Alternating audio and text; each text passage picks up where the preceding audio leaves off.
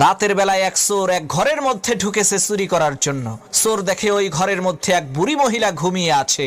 এখন চোরের নড়াচড়ার খসখসানি শব্দ শুনে হঠাৎ করে সেই বুড়ি মহিলার ঘুম ভেঙে গেল।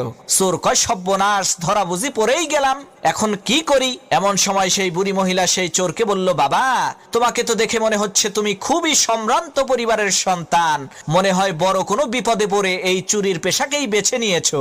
ঠিক আছে, কোনো সমস্যা নাই, এই যে দেখো আলমারির 3 নম্বর বাক্সের মধ্যে 5 ভরি স্বর্ণ আর 70,000 টাকা আছে, এগুলো তুমি নিয়ে যাও। আমি বাঁচবই আর কয়দিন, এত টাকা পয়সা দিয়ে আমি করবোটা কি? আর বাবা, তুমি যাওয়ার আগে আমার কাছে এসে একটু বসো, আমি একটু আগেই একটা আশ্চর্য ধরনের স্বপ্ন দেখেছি, এই স্বপ্নের মানেটা আমি বুঝতে পারছি না, তুমি একটু বলো তো এই স্বপ্নের মানেটা কি?